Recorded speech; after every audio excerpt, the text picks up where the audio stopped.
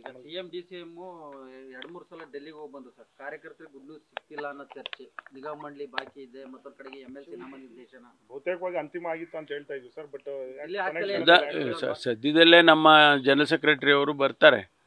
ಈಗ ನಾಳೆ ಬರ್ಬೋದು, ಯಾಕೆಂದರೆ 5ನೇ ತಾರೀಕು ರಾಹುಲ್ ಗಾಂಧಿ ಅವರು ಬರೋದ್ರಿಂದ ಅವರೆಲ್ಲರೂ ಬರ್ತಾರೆ. ಆ ಸಂದರ್ಭದಲ್ಲಿ ಚರ್ಚೆ ಮಾಡಿ ಪ್ರಕಟಣೆ ಮಾಡ್ಬೋದು. ಅಂತಿಮ ಆಗಿದೆ ಅಂತ ನಮಗೂ ಗೊತ್ತಿದೆ, ನಮಗೂ ಹೇಳ್ತಾರೆ ಎಲ್ಲ ಆಗೋಗಿದೆ ಅಂತ. ಯಾಕೆಂದರೆ ನಾನು ಅವರದ್ದು ನನ್ನ ಪಟ್ಟಿ ಕೊಟ್ಟು ಭಾಳ ವರ್ಷಗಳು ಆಗೋಯ್ತು, ಒಂದು ಹೆಚ್ಚು ಕಮ್ಮಿ 4-5 ತಿಂಗಳಾಗಿದೆ.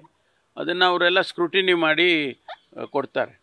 ಆಕಾಂಕ್ಷಿಗಳು ಕೂಡ ಸುಮಾರು 2000ಕ್ಕಿಂತ ಜಾಸ್ತಿ ಇರ್ತಾರೆ. ನಾವು ಇಷ್ಟು ದೊಡ್ಡ ಪಕ್ಷ ಆಗಿ ನಮಗೆ ಆಕಾಂಕ್ಷಿಗಳಿಗೆ ಕಡಿಮೆ ಇರ್ತಾರೆ. ಎಲ್ಲರೂ ರಾಜ್ಯ ಮಟ್ಟದ ಯಾವುದಾದ್ರೂ ಒಂದು ಹುದ್ದೆ ಸಿಗಲಿ ಅಂತೇಳಿ ಆಸೆ ಪಡ್ತಾರೆ. ಇಲ್ಲ, ನಾನು ಊರಲ್ಲೇ ಇರೋದಿಲ್ಲ. ಅವ್ರು ಯಾರ ನಮ್ಮ ಸ್ನೇಹಿತರುಗಳು ಭಾಳ ಜನ ಇರ್ತಾರೆ. ಏನು ಮಾಡೋದು, ಅಭಿಮಾನಿಗಳು, ನಮ್ಮ ಕಾರ್ಯಕರ್ತರು. ನನಗೆ 35 ವರ್ಷ ರಾಜಕಾರಣದಲ್ಲಿ ಭಾಳ ಜನ ಇದ್ದಾರೆ. ಅವ್ರಿಗೆ ಬೇಕಾದಂಗೆ ಅವ್ರು ಮಾಡ್ಕೊಳ್ತಾರೆ. ನಾನು ಊರಲ್ಲಿರಲ್ಲ. ದಯಮಾಡಿ ಯಾರು ಕೂಡ ಬರೋವಂಥ ಅಗತ್ಯನೂ ಕೂಡ ಬೇಡ ಅಂತ ಹೇಳಿ ನಾನು ಮನವಿ ಮಾಡ್ಕೊಳ್ತೀನಿ. ಯಾಕಂದರೆ 5-6 ನಾನು ಊರಲ್ಲಿ ಇರೋದಿಲ್ಲ, ಅದಕ್ಕೋಸ್ಕರ. ಬಿಜೆಪಿ ಕೂಡ ರಾಜಕೀಯವಾಗಿ ಒಂದಷ್ಟು ಶಕ್ತಿ ತುಂಬಿಕೊಡುತ್ತೆ, ರಾಜಕೀಯವಾಗಿ ಒಂದು ರೀತಿ ಇಲ್ಲ. ಹುಟ್ಟಿದಬ್ಬದಿಂದ ರಾಜಕೀಯ ನಾನು ಯಾವತ್ತೂ ಮಾಡ್ಕೊಂಡು ಬಂದಿಲ್ಲ. ಏನೋ ಅಭಿಮಾನಿಗಳು ಬರ್ತಾರೆ, ವಿಶ್ ಮಾಡ್ತಾರೆ, ನೀವು ಒಳ್ಳೇದಾಗಲಿ ಅಂತಾರೆ. ಈಗ ನಿಮ್ಮ ಬರ್ತ್ಡೇಗೆ ಒಳ್ಳೇದಾಗಲಿ ಅಂತ ಹೇಳಲ್ವಾ? ನಿಮ್ಮ ಫ್ರೆಂಡ್ಸ್ ಎಲ್ಲ ಹೇಳಲ್ವಾ? ಯಾಕಂದ್ರೆ ಇದೇ ತರ ಸಿದ್ದರಾಮೋತ್ಸವ ಮಾಡಿದ್ಮೇಲೆ ಸಿದ್ದರಾಮಯ್ಯನವ್ರ ಹೆಸರು ರಾಷ್ಟ್ರ ಮಟ್ಟದಲ್ಲಿ ಓಡ್ತು ಸರ್. ಗೊತ್ತಿಲ್ಲಪ್ಪ ನನಗೆ, ಅವ್ರು ಯಾರ ನನಗೆ ಗೊತ್ತೇ ಇಲ್ಲ ಅದು.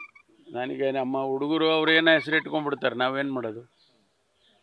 ಬೇಡ ಅಂತ ಹೇಳಿ ನಾನು 3 ತಿಂಗಳಿಂದನೂ ಹೇಳ್ತಾ ಇದ್ದೀನಿ, ಬೇಡಪ್ಪ ನಮಗೆಲ್ಲ ಯಾವ ಥರದ್ದೆಲ್ಲ ಬೇಡ ಅಂತ. ಹೌದು, ದಿನನಿತ್ಯ ನಮಗೆ ನೋಡಿ ಏನಾಗ್ತದೆ ಅಂತಂದರೆ, ನಾವು ಈ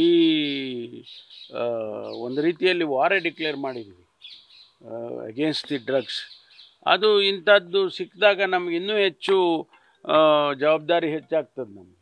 ಅದಕ್ಕೋಸ್ಕರ ನಾವು ಏನೆಲ್ಲ ಮಾಡಿ ಕಮಿಟಿಗಳು ಮಾಡೋದು, ಟೀಮ್ಗಳು ಮಾಡೋದು, ದಿನನಿತ್ಯ SP ಗಳಿಗೆ ಸೆನ್ಸಿಟೈಸ್ ಮಾಡೋದು, ಆ ಟೀಮು ಪ್ರತ್ಯೇಕವಾಗಿ ಟೀಮ್ಗಳಿಗೆ ಸೆನ್ಸಿಟೈಸ್ ಮಾಡೋದು, ಇದೆಲ್ಲ ಮಾಡ್ತಾನೆ ಇದ್ದೀವಿ, ಮಾಡಲೇಬೇಕು. ಖಂಡಿತವಾಗಿ ನಾವು ಒಂದು ದಿವಸ ಗ್ಯಾಪ್ ಕೊಡೋಕ್ಕಾಗೋದಿಲ್ಲ, ಅದರಿಂದ ಮಾಡಿದ್ದೀವಿ ಸರ್. ಮತಗಳ್ಳತನಕ್ಕೆ ಸಂಬಂಧಪಟ್ಟಂತೆ ಬಿಜೆಪಿ ಕೂಡ ಅದೇ ದಿನ ಪ್ರತಿಭಟನೆಗೆ ಮುಂದಾಗಿದೆ ಸರ್. ಯಾವುದಕ್ಕೆ?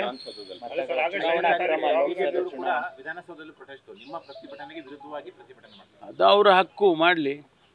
ಏನಂತ ಮಾಡ್ತಾರೆ ಆರೋಪ ಮಾಡ್ತಾ ಇದ್ದಾರೆ ರಾಹುಲ್ ಗಾಂಧಿ. ಅದನ್ನು ಹೇಳ್ಬೇಕಲ್ಲ ಅವರು. ನಾವು ಸ್ಟ್ಯಾಟಿಸ್ಟಿಕ್ಸ್ ಕೊಡ್ತೀವಿ, ಪ್ರೂಫ್ ಕೊಡ್ತೀವಿ ಅಂತೆಲ್ಲ ನಾವು ಹೇಳಿದ್ದೇವೆ. ರಾಹುಲ್ ಗಾಂಧಿ ಅವರು ಕೂಡ ಹೇಳಿದ್ದಾರೆ. ಅದನ್ನು ಅವರು ಪ್ರೂಫನ್ನ ಇಲ್ಲ ಅಂತ ಅಲ್ಗಳಿಲಿ, ಆಮೇಲೆ ನೋಡೋಣ. ಧರ್ಮಸ್ಥಳದ್ದು ಬಹಳಷ್ಟು ಕಡೆ ಎಲ್ಲ ಪಾಯಿಂಟ್ ಎಲ್ಲ ಇನ್ನೊಬ್ಬ ದೂರದಾರ ಬಂದಿದ್ದಾನೆ. 10 ಪಾಯಿಂಟಲ್ಲಿ ಒಂದೇ ಪಾಯಿಂಟಲ್ಲಿ ಗೊತ್ತಾಗಿರೋದು. ನಿಮಗೆಷ್ಟು ವಿಚಾರಗಳು ತಿಳಿದಿದೆಯೋ ನನಗೂ ಅಷ್ಟೇ ವಿಚಾರಗಳು ತಿಳಿದಿದೆ. ನನಗೇನು ಸ್ಪೆಷಲ್ ಬ್ರೀಫಿಂಗನ್ನು ನಾನು ತೊಗೊಂಡಿಲ್ಲ.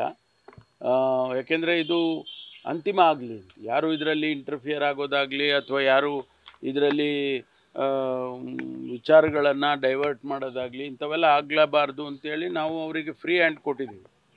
ಅದರಿಂದ ನಾವು ಯಾವುದನ್ನು ಕೂಡ ಈ ಇಮಿಡಿಯೇಟಾಗಿ ನಾವು ಯಾವುದನ್ನು ಕೂಡ ಕನ್ಕ್ಲೂಡ್ ಮಾಡೋದಕ್ಕೆ ಸಾಧ್ಯ ಆಗಲ್ಲ. ಚುನಾವಣಾ ಅಕ್ರಮ ಸರ್, ಬಿಜೆಪಿ ಆರೋಪ ಮಾಡ್ತಿರೋದು ಕಳೆದ ಲೋಕಸಭೆ ಚುನಾವಣೆಯಲ್ಲಿ ರಾಜ್ಯ ಸರ್ಕಾರನೇ ಇಲ್ಲಿನ ಸರ್ಕಾರಿ ನೌಕರರು ಮತ್ತು ಸಿಬ್ಬಂದಿಗೆ ARO, AERO, BLOಗಳಾಗಿ ನೇಮಕ ಮಾಡಿತ್ತು. ಅಕ್ರಮ ಮಾಡಿದ್ರೆ ಅವರೇ ಮಾಡಬೇಕು, ಅವರೇ ಅಂತಂದ್ರೆ ರಾಜ್ಯ ಸರ್ಕಾರದವರೇ ಅನ್ನೋ ಅರ್ಥದಲ್ಲಿ ಮಾತಾಡ್ತಾ ಇದ್ದಾರೆ. ಅದು ನೋಡೋಣ, ಗೊತ್ತಾಗ್ತದೆ. ಎಲೆಕ್ಷನ್ ಕಮಿಷನ್ನಿಗೆ ನಾವೇನು ರೆಪ್ರೆಸೆಂಟೇಷನ್ ಕೊಡ್ತೀವಿ, ಎಲೆಕ್ಷನ್ ಕಮಿಷನ್ ಅವರು ಉತ್ತರ ಕೊಡ್ತಾರಲ್ಲ. ನಾವು ಉತ್ತರ BJPಯವರಿಂದ ಬಯಸೋದಿಲ್ಲ, ನಾವು ಎಲೆಕ್ಷನ್ ಕಮಿಷನ್ನಿಂದ ಉತ್ತರ ಬಯಸ್ತೀವಿ. ಕೊಡಲಿ, ಅವರು ಉತ್ತರ ಕೊಟ್ಟ ಮೇಲೆ ನೋಡೋಣ. Thank you. ನ್ಯೂಸ್ ಫಸ್ಟ್, ನಿರ್ಭೀತಿಯಿಂದ ನಿಮ್ಮ ಪರವಾಗಿ.